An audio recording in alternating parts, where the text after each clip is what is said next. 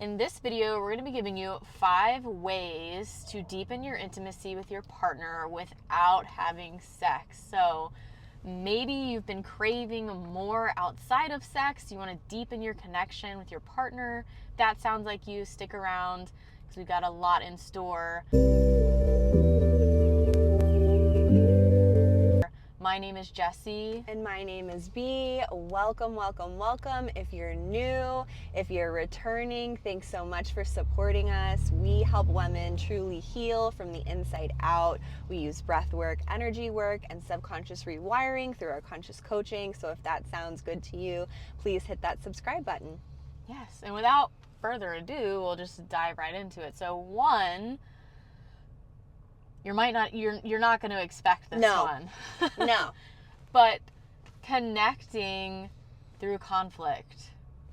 Correct. Connecting through conflict, you weren't expecting that Yeah. as far as deepening your intimacy with your partner. But the way you resolve conflict, right? There's like this safety that you can create with your partner, and it can be really intimate and vulnerable, and a way for you to deepen your connection and your trust with one another as well. Absolutely. So when you think about it, when you're having conflict, people talk about 2 types of, ways to sort of interact. You can respond, which is what we want to be in when our nervous system is regulated, or you can react. Obviously, if you're going to be reacting, you're going to be super triggered, you're going to be maybe yelling, name calling, like the list goes on and on. We obviously want to stay away from that. That's not the way to connect. However, when you are in response mode, you can deepen trust, safety, and connection through communicating your feelings, allowing the container of your relationship to be a safe space for expressing your anger, your hurt, your sadness. Because whenever you're angry with your partner, obviously, what's underneath that? Hurt. There's always hurt and sadness underneath anger. I feel like I'm like back in a therapy session talking to one of my clients about anger, and the root of that is always, those deeper, more maybe vulnerable feelings. A past pain, a past trigger, a past story that you're still attached to. Right. And creating, again, like I want to really touch on like that safety piece. So I remember it was maybe one of the first kind of disagreements that Bea and I got into, and I just like went to hold her hand, and she was just like, so like what are you doing? Yeah, I wasn't used to that because I was used to, even though I was a couple therapist at the time, I was not used to responding to my partner. I, quite frankly, felt like a hypocrite because I would tell my couples day in and day out, respond, don't criticize, don't name call, don't yell. And then I would go home and do pretty much all of those things with my past partner, not with Jess. Use your I feel statements. Yeah. You're like, yeah. Well, I would just get triggered, so quick. Not an excuse, but like I was not practicing what I preach. And now I do, and it feels so much more in alignment. And I feel like the people that I see now, like they can really take that in because I am embodying that. So that's like an interesting sort of side note to that. But yeah, when you can have that shared connection even through conflict, and it's like, we can be angry with each other, we can be angry in general, but we are on the same team. We're 2 people against this problem, whatever it is. That creates a whole different perspective and a whole different level of intimacy. Yeah, truly. Okay, so the second one is experiential. So for example, Bea and I, she had talked about wanting to go to a pottery class, and so we went together. We had never been, and like creating that memory together was super intimate. And also like doing pottery is like super intimate anyway. Yeah, it is. But like creating something and then like painting it, and it was just like, that's like a memory that we will have forever, and that's something that you can incorporate with your partner, just like going and doing something new together. Yeah, experiencing something for the first time together is super intimate because it can even be like a little awkward, uncomfortable, like you don't know what you're doing, like someone else is sort of guiding you through it perhaps, and like you're just on this journey together and you're, playing together. It was like a very playful experience. I was so nervous on that date. Oh my God. I was so nervous. Yo. It was like, it was really bad. Like I forgot how to speak. Like I forgot how to talk. So basically Jess went mute within the first 5 minutes of our date. She was like, are you okay? And I'm like, I'm fine. And granted, I did look really hot on that date. She did. I feel like I looked really, really good. She looked incredibly hot, and you were in like a sassy mood too, and I was just like, yeah. Wow.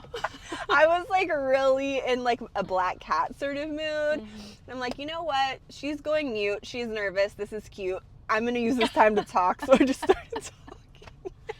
I thought it was great. It was really, really sweeties. Yeah. So being in the experience is number 2. What is number 3? Number 3 is a spiritual experience. So B and I connect on a spiritual level. And what I mean by that is, I also want to say before I get into that whole spiel is, I was spiritual before B. I kind of had my spiritual awakening a couple months, maybe half a year before her. And then she has amplified my spirituality and opened my mind to other things. And that's been super intimate, like chanting together and doing like rituals together, praying together, all of it. Yeah.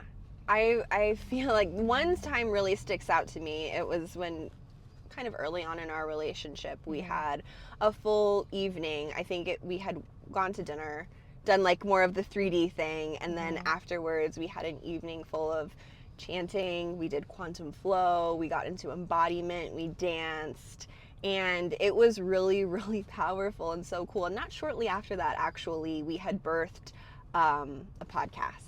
Yeah. So that was super, super powerful, and we were able to, be creative in that. So praying together, chanting together, group chanting with another person is one of like the most powerful, resonant experiences I've ever had. Like, try it. Please try it if you haven't. It's so freaking cool. And if you have done group chanting or partner chanting, let us know in the comments like what that experience has been like for you. But yeah, however you express and experience your spirituality, I know that can be a very personal thing for a lot of us, but it is fun to connect and share that with your partner.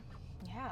So number 4, it's pretty self-explanatory, but emotional intimacy. So being open with your partner and vulnerable, and you build this trust. The more that you're vulnerable, I have found that the more, I'll give an example. Yesterday I opened up to be about something that was like super triggering for me, and I was able to release a lot of that by being vulnerable, and we just felt so much more connected, and we had this deeper understanding of each other as well after we had that emotional connection time. Yeah.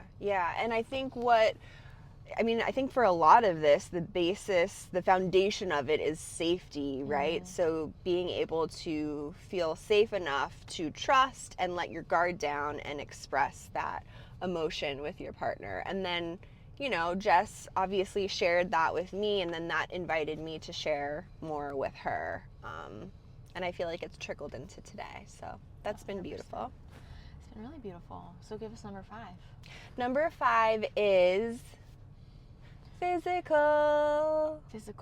But it's not sex. It's not what you think. Get your mind out of the gutter. It's not what you think. And I think it's also important, if you have a partner like B, in the beginning of our relationship, she kind of cower away from physical like affection because she thought that I was trying to like seduce her, but like that wasn't the case. It's just like, girl, I love physical touch and I just want to cuddle with you. I want to love on you. Like, I'm not trying to push past any boundaries. Like, we're cool, but like maybe communicating that with your partner too. If that's a need or a want, just be like, hey, I just want to cuddle with you. Like, there's no ulterior motive behind what I'm doing. I just want to give you my love and affection.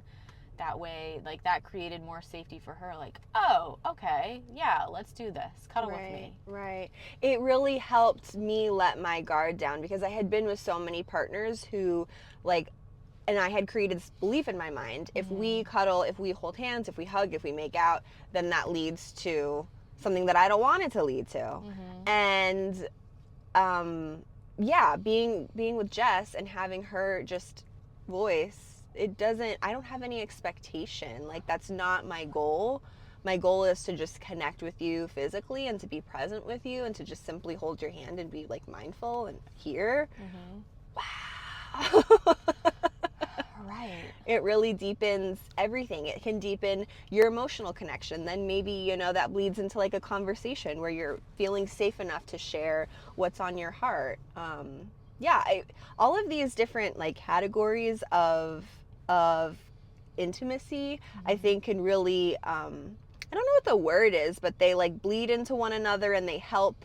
They amplify. Yeah. I think that, you know, whether you're like making more of an intentional effort to connect, like through experiential intimacy or conflict intimacy, spiritual, emotional, physical, it all is going to amplify your like beyond the, you know, your sex life. It's going to amplify that because the foundation that you're laying, the safety that you've created, you're going to connect on a much deeper level in that area as well.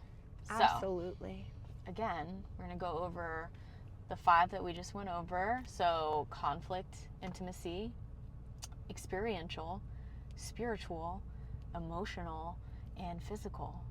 Physical without being too physical. Yeah. She said it best. I said it best.